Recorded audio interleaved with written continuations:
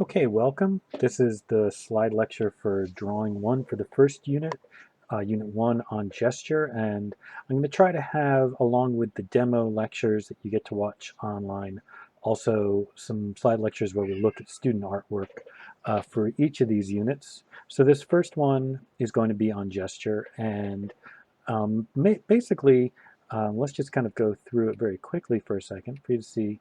The primary purpose of this lecture is for you to just see some examples. Many of these examples can be found on the Canvas page, and some of them are not on the Canvas page, but I can get them up there soon. Um, so one of the main points I want you to get from this lecture is just to see some examples. It gives you a little better sense of like, oh, that's what we're going to do. That makes more sense now that I can see some examples. But I will also explain a little bit of what some different assignments are and also explain a little bit of why some of these are good examples, why, what is good about them as drawings. Okay, so first of all, on this first page, these are both master studies. The master study on the left is the one that everyone has to do for Unit 1. It's a drawing by Daumier. This is, in fact, a student drawing of that drawing. And I believe it's by Addison. She did a really nice job. And then the other master study is based off of a Rodin, a study of a horse. And it's a different kind of gesture, a much more linear type gesture. As you look at the Daumier, you can see it's linear and scribbly and also mass, and it builds the things that we're looking at very much from the inside out, not so much concerned about the contour. Whereas the Rodin gesture of the horse is more contour based, right? It's still a gesture drawing. Fundamentally, it's a gesture because it's quick and it's loose and it's trying to understand the whole.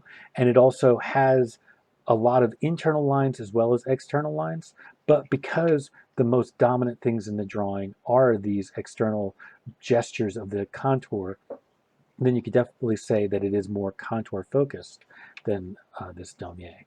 Uh, so I give other, both in terms of handouts, sometimes photocopies, but I will also try to make sure that these are available on the Canvas page for each unit. Right now, I think for Unit 1, there's only one extra credit master study, but I'll usually try to have 2 or 3 for those of you who really want to do extra. So this is the first in-class gesture drawing on newsprint that I'm showing right here. And I'm trying to, the main point I want to make with this drawing right here is that the fundamental purpose of gesture is to quickly capture the essence of the whole, right? And this drawing does that beautifully. In some ways, you could say this is a perfect gesture drawing. Doesn't mean that it's, without flaws. It does, the more I look at it, the more I could find moments and say, it could be a little bit more clear about the volume of the neck and how it connects to the body of the gourd a little bit more here or there. But fundamentally, the way in just a few marks of mass and a few marks of line, that this gets the sense of these two gourds, the space between them. Uh, it does that very economically, very efficiently, very beautifully, elegantly. I believe this is by Prajou, who has a number of works in this lecture. And it's just a really, really successful, really beautiful gesture drawing. Here are some examples of hands. The one on the far right is also by Prajou, where I kind of feel like actually she got a little bit overly stylistic on it.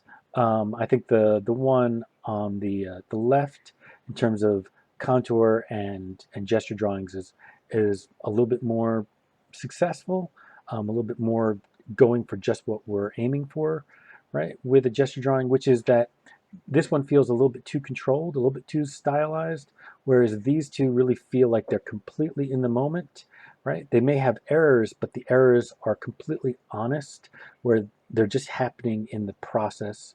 But you also feel throughout the whole process that this draftsman is trying all the way through the process to get it right. And that's the fundamental ethic of all gesture drawing, which is that the drawing always continues. There's no moment where you go, okay, now I'm right, and now I'm just decorating, now I'm just adding detail, now I'm just fixing it. Instead, in In a gesture drawing, you're always drawing. You're always trying to correct, to make things right. And always trying to stay in the moment. So here's another hand. And next we're going to be looking at a number of kind of single object studies and or maybe a couple object studies, just to give you a sense of some of the things that we're going to be doing in class, as well as some of the things you could be doing in your sketchbook assignment. So like hands is definitely one. In fact, actually, no, actually those are all newsprint, but I might have some sketchbook work in here somewhere.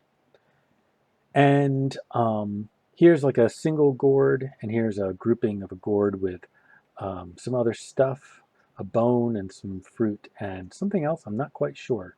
And that's something I want to be clear about, like these exercises, whether it's the gesture drawings that we're going to be doing this first unit, contour and blind contour drawings in the second unit, the negative space drawings, absolutely communicating what is the thing we're looking at is far less important than doing the process well, like getting into the process and really trying to make sure that you're looking carefully, right? And that you're drawing both quickly, but also looking for the whole. Like the fact that this stuff doesn't communicate all that clearly is not that big a deal. I'd rather that, but feel like the drawing was honestly engaged in the gesture process all the way through and was really looking. That for me is far more important. I really do love this drawing. I love that gourd. It's one of unfortunately it's slowly starting to decay. One of my favorite gourds in the still life closet, but and I love that drawing. She did that beautifully.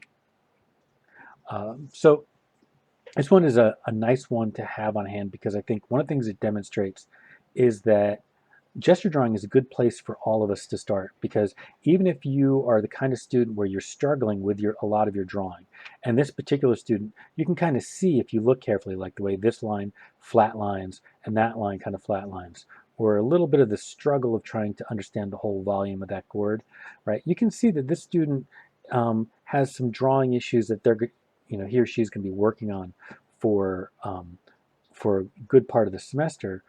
But one of the nice things about gesture drawing is that it's kind of a level playing field. And if you really embrace the process, A, your drawing is going to get better, and B, those kind of like spatial and some of those technical drawing problem issues are not that important. And so that if you really concentrate on gesture and really learn that first, then your other drawing, all the drawing that we do in the rest of the class will get better.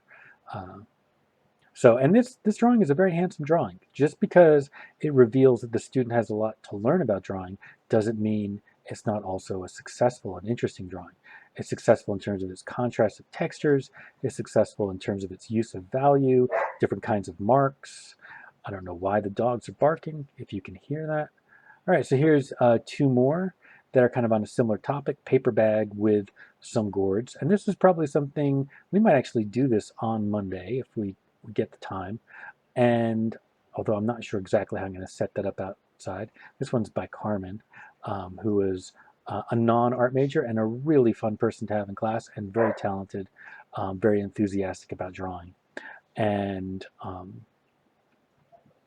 this is probably one of the most, I love this drawing, and one of the most successful gesture drawings to come out of my drawing studio, because it won for best drawing at the collegiate show, which really, it amazed the student. It was by Kendra, I think, and it really kind of floored her. And I was actually a little bit surprised, but I knew that and it's a really good example of what we are aiming to do often, or most of the time in gesture drawing, which is that we're trying to see the whole, and we're trying to work internally rather than externally, not worrying so much about exactly where the outside contour is, but more building the thing up, trying to understand it, both in terms of mass, but I think sometimes the best way, hold on a second. All right, I'm running out of time. Darn it. Well, I may have to take this into a second lecture.